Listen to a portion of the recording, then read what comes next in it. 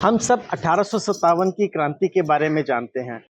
1857 की क्रांति ने मुगल वंश को तो खत्म किया, मुगल सियासत को खत्म किया, पर साथ ही साथ 1857 की क्रांति ने कत्ल किया हमारे लाल किले के इतिहास को, हमारे लाल किले के काफ़ी हद तक आर्किटेक्ट को। आज हमारे साथ हैं अनीशा शेखर मुखर्जी।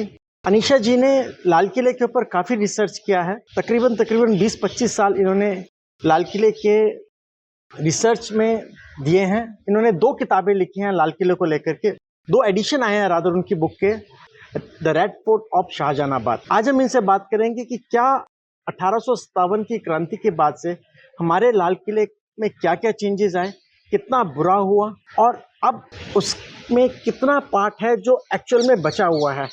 अनीशा जी, आपका बहुत बहुत स्वागत है इंडिया हर्ट्स के अंदर। मैम, लाल किले का कत्ल कैसे किया गया 1857 की क्रांति में? तो जैसे आपको पता है कि 1857 में जब मेरठ से जब सोल्जर आए थे तो वो पहले वो लाल किले पर ही आए थे और उन्होंने वहाँ पर ही सुनवाई की थी बहादुर शाह जफर के साथ। और फिर 1857 के बाद जब फाइनली अंग्रेज जीत गए तो उससे पहले भी थोड़ी शेलिंग हुई थी किले को, कुछ तो थोड़ी बहुत उनको बिल्डिंग्स को डैमेज किया था जी। पर सबसे ज़्यादा जो डैमेज था वो जब अंग्रेज़ शहर में जीत कर अंदर आए तब हुआ। पहले तो ये हुआ कि लूटपाट तो शहर में भी हुई, किले में भी हुई। और पहले तो जैसे बोलते हैं फ्री फॉर ऑल, सब लोग जो थे। और जब इनफैक्ट कोई डायरीज़ भी हैं उन सोल्जर्स की, जब वो कहते हैं कि अंदर आ गए और उनका कि ये बहुत बड़ा किला है और हम देख रहे हैं और हम जा रहे हैं, तो बहुत मतलब एक जीत का इमोशन था। और लूटपाट तो बहुत किया, क्योंकि जैसे मैंने बताया जो किले की बिल्डिंग्स थी उनके अंदर बहुत सुंदर काम था, प्रेशियस स्टोन्स थे, जो किले के गुंबद थे उनको दे वर गिल्डेड कॉपर। तो बाद में क्या हुआ, पहले तो ऐसे खुलेआम लूटपाट हुई, उसके बाद एक लिस्ट बनाई गई और उसके हिसाब से चीज़ों को हटाया गया। जैसे मैंने बताया आपको, जो डोम्स थे उनको मूवेबल एसेट्स के नाम पे स्ट्रिप किया गया किले को।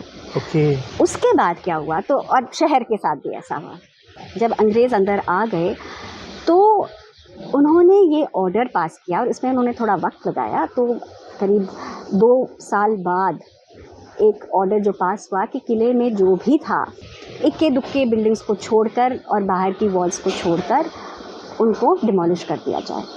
तो वो सारी बिल्डिंग्स उन्होंने तोड़ दी, सारी बिल्डिंग्स। तो जैसे मैंने आपको पहले बताया, किले में बहुत कुछ होता था, बहुत सारी बिल्डिंग्स, एक शहर के माफिक था।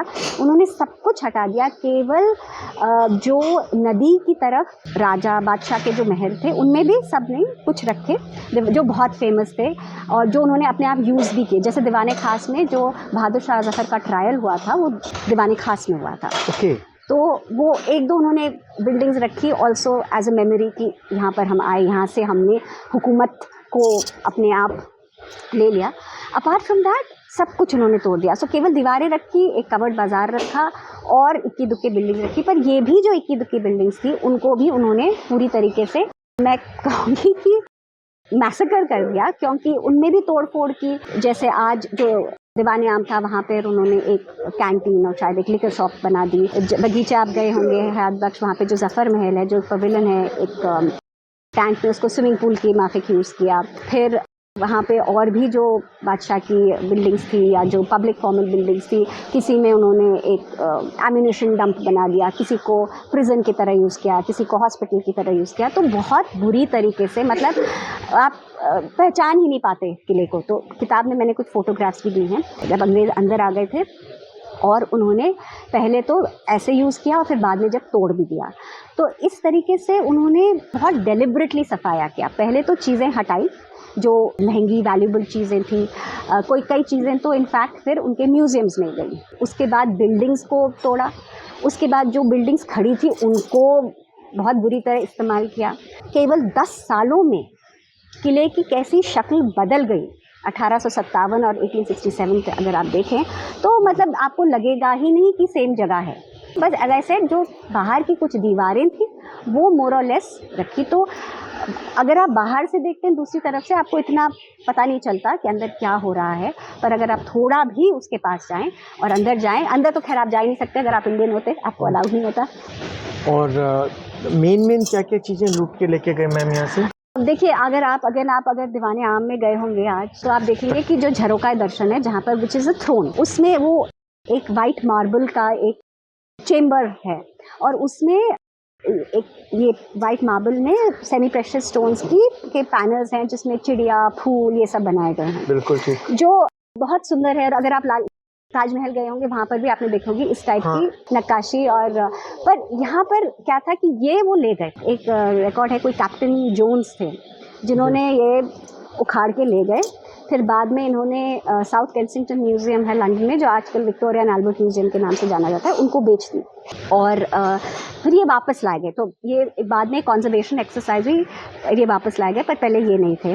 फिर आप देखेंगे कि दीवाने आम के ऊपर और छतरियाँ हैं। छतरियाँ जो थी उन पर, जैसे मैंने बताया, वो कॉपर की थी जिसपे सोने की प्लेटिंग हुई। हाँ, वो हटा दिए गए, वो निकाल दिए गए। आगे जाके दीवाने खास के ऊपर भी ऐसे था, जो मोती मस्जिद है उसके डोम्स भी ऐसे थे।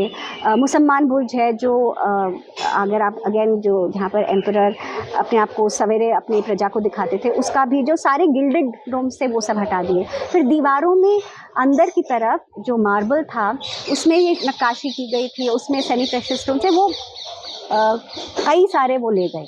कहीं पे चांदी का अगर परत लगी थी वो स्ट्रिप कर दिया गया। फिर जो बगीचे थे, जैसे रंग महल का एक बगीचा है और कहते हैं वहाँ पर एक मतलब नॉर्मली तो क्या होता है कि आप जैसे अगर आप संगमरमर या मार्बल लगाते हैं तो you put it as panels, तो पर वहाँ पर एक पूरा एक टैंक था संगमरमर का, वो हटा दिया गया। तो मतलब जो कुछ भी ले जा सकते थे वो ले जा। अच्छा मैम, ये जो लूट हुआ था, ये जो थे ये ईस्ट इंडिया कंपनी के ऑफिसर्स ने की थी या ईस्ट इंडिया कंपनी ने किया था? क्योंकि उस समय तक तो शायद ब्रिटिश गवर्नमेंट, उसके बाद ही ब्रिटिश गवर्नमेंट जी ऑफिशियली तो ये हुई, पर मैं अगर if I can give you another reference, तो एक ऑथर है Dharampal, I don't know if you read it. तो धर्मपाल ने बहुत रिसर्च की, उनकी 5 वॉल्यूम्स में किताबें आई हैं जो अदर इंडिया प्रेस और society for integrated development of the Himalayas ने निकाली है। तो धर्मपाल जी ने क्या किया है, उन्होंने ब्रिटिश रिकॉर्ड्स देखे बहुत लंबे टाइम पीरियड के, स्टार्टिंग फ्रॉम द 1700s, और उससे उन्होंने बहुत कुछ इम्पॉर्टेंट तथ्य निकाले हैं जो जब मैंने पढ़ा मुझे इतना उसका बारे में पता नहीं था। कई लोग हैं हमारे देश में आज भी जिनको नहीं पता है। तो उसमें ये बात थी कि उन्होंने ये डेमोन्स्ट्रेट किया है जो ब्रिटिश के अपने कॉरेस्पॉन्डेंस से, कि जो ब्रिटिश ईस्ट इंडिया कंपनी थी वो इंसेप्शन से, जब से आई तब से वो ब्रिटिश क्राउन और ब्रिटिश गवर्नमेंट का उनके ऑर्डर्स के हिसाब से ही चलती थी, इंडिपेंडेंटली नहीं करती थी। पर ये it was like a front कि बताया गया कि हाँ ये इंडिपेंडेंट वो है, पर everything that they did was done on the orders of the British government. और पहले फिर बाद में जो बोर्ड ऑफ डायरेक्टर्स भी थे ईस्ट इंडिया कंपनी के, उसमें there were people from the British government were on the board of directors. तो ये तो महज एक नाम का वो है कि it officially came under the British crown, पर अनऑफिशियली पहले भी जो भी वो कर रहे थे वो पूरी जानकारी और पूरी उनकी नॉलेज के साथ कर रहे थे। पर इट वॉज जैसे जो यहाँ पर ब्रिटिश ईस्ट इंडिया कंपनी के representatives थे, they were ruling in the name of the company. नहीं, they were not ruling in the name of the company, they were representatives of the company, but they were ruling in the name of the local king or emperor. तो जैसे यहाँ पर भी वो अपने आप को प्रेजेंट करते थे कि हम बहादुर शाह जफर के ही, जैसे वो कोर्ट रिचुअल्स में जाते थे वो भी नज़र पेश करते थे, but that was just a front, क्योंकि वो चाहते थे कि हम इस ऐसे अंदर आ जाएं, इनडायरेक्ट रूल करें, ना कि डायरेक्टली रूल। डायरेक्ट रूल जब कोई चारा नहीं रहा, जब when everybody rose up against them, तो then they did, पर पहले से ये ऐसे कर रहे थे। So it was a twin prong thing कि आप ऑर्डर्स तो वहाँ से ले रहे हैं अपने देश से, आप प्रिटेंड कर रहे हैं कि आप एक कंपनी है, मर्चेंट्स हैं, और जो पर मर्चेंट्स के हिसाब से भी मतलब, और राजा को सिक्योरिटी मात्र दे रहे हैं। हाँ, सिक्योरिटी भी नहीं कहने के लिए सिक्योरिटी दे रहे हैं, कर रहे हैं, but I am ruling in the name of the emperor, क्योंकि आपको नहीं तो लोग एक्सेप्ट थोड़ी ना करेंगे। So this was, it was a very well thought of, very well planned and very clever way of working, ruling the India. जी, जिससे सब लोग, you know, people got fooled. But otherwise पहले से ही it was very much apart. पहले भी जो कर रहे थे, it was not as if they were doing it independently, it was appointments were made by the British government. जो उनके हेड्स होते थे ब्रिटिश ईस्ट इंडिया कंपनी के, जो उनके डिसीजंस होते थे, they were send back for ratification. जो उनके प्रॉफिट्स होते थे, they were given back a large proportion to the British government. So it was very much a hand in glove, साथ साथ चल रहा था। पर यह है कि उन्होंने ऐसे प्रेजेंट किया, it's just a question of tweaking the public perception. जैसे जब किले की भी उन्होंने इतना तहस महस किया, इतना तोड़ दिया, फिर बाद में टू जस्टिफाई कि हमने ये क्या, उन्होंने कहा कि पहले से किला तो बहुत ही बुरे कंडीशन में था, तो हमने तो तोड़ दिया, तो ऐसा कुछ नहीं होता, वैसे ही गिर जाती बिल्डिंग्स। ये they try to present this, I mean there is written record of it, but there are also British officials who have written that actually this was not the case, कि किले की जो हालत थी, it was still very strong. हाँ, मरम्मत के लिए पैसे कम थे, because it was now all coming through the East India Company, और they would not give money, क्योंकि चिट्ठियाँ भी हैं कि उनको रिपीटेडली बोला, भाई we need money for repairing the fort. तो पहले कहते अच्छा पूरा आप प्लान बनाएं कि क्या किस पर आप स्पेंड करेंगे, जब तक आप पूरा प्लान बनाएंगे हम नहीं देंगे, और फिर फाइनली दिया नहीं पैसे पर। और कहीं कहीं पे क्योंकि बादशाह के पास भी रिसोर्सेज कम है, तो जब मैंने आपको बताया जो फॉर्मल एरिया थे उनके, जैसे जो नक्कार खाना का चौक था बहुत ग्रैंड था, दीवान आम का चौक था बहुत ग्रैंड था, तो उनमें मतलब उनकी मेंटेनेंस में कमी आई, उनमें कुछ कुछ एडिशंस हुए, पर बेसिक स्ट्रक्चर, बेसिक ढांचा किले का बिल्कुल बरकरार था, उसमें कोई प्रॉब्लम नहीं थी।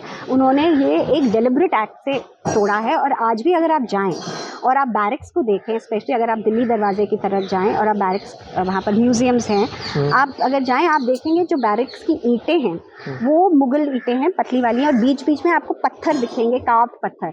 तो जो उन्होंने तोड़ा उसको उन्होंने यूज़ किया बैरिक्स बनाने के लिए। तो it was a very well thought out deliberate act. पर बाद में उन्होंने ऐसे प्रेजेंट किया कि नहीं नहीं, ये तो हमने तो we just did them a favour, गिरने तो वाला ही था।